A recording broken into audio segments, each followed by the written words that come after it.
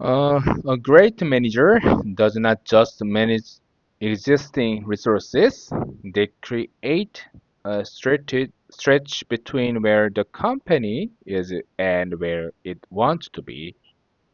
Think of Elon Musk. Everyone know Elon Musk, of course. Um, his goal with SpaceX, it drives innovation because it forces people to think beyond incremental improvements. So strategy it gives people a sense of purpose. And as someone who studies organizational behavior, I can tell you that a sense of purpose is the single most powerful motivator for high performance talent. Let's also discuss the managers as a decision maker. Mm, every day you will face trade-offs. So should we invest in R&D for a product that might launch in 5 years? Or should we spend the money on marketing to hit this quarter's sales targets? This is the classic tension between exploration and exploitation. So Stratus provides the criteria for these decisions. Without a clear strategy, managers tend to make decisions based on who shouts the loudest or which department has the most political power. So with a strategy, you can say we are investing in R&D because our strategic goal is to be the innovation leader, even if it means missing a short-term sales target. So furthermore, we must address the global dimension.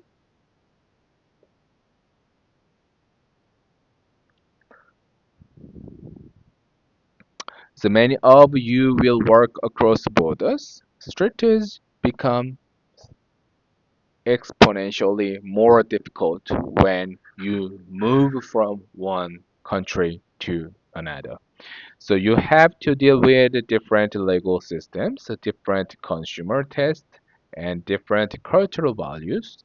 Understanding global strategy helps you decide whether you should standardize your product to save costs or localize your product to gain customers. This requires a high level of strategic agility.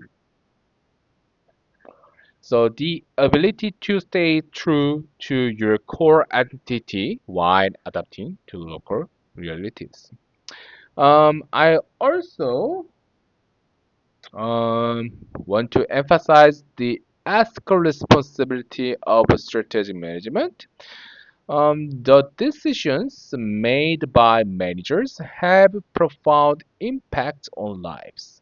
A strategic decision to close a factory might improve the balance sheet, but it affects thousands of families and an entire community. A strategic decision to ignore environmental regulation might increase short-term profits but destroy long-term sustainability. As future managers, you must realize that strategy is not just an intellectual exercise. It is a moral one. We will spend a lot of time in week 12 discussing ESG and CSR because strategic management must also be responsible management. So finally, I want to leave you with a thought on the human side of strategy, which is my personal passion. So we can talk about PESTE, Pastel, Portos, Five Forces, and Rio until we are blue in the face. So, but our strategy is only as good as people who execute it. As a manager, Your most important strategic task is to build a culture where people want to contribute to the strategy. This involves communication, trust, and alignment. If your employees don't understand the strategy, they cannot help you achieve it. If they don't trust the leadership, they will resist the change that strategy always requires. So, as we close this first week, my challenge to you is this: don't just look at these frameworks as tools to pass an exam. So, look at them as a new way of seeing the world. Start observing the companies you interact with every day. So why did that coffee shop open right next to a Starbucks? Why did Netflix stop allowing password sharing? Why is your government investing in semiconductor chips? If you start asking these why questions,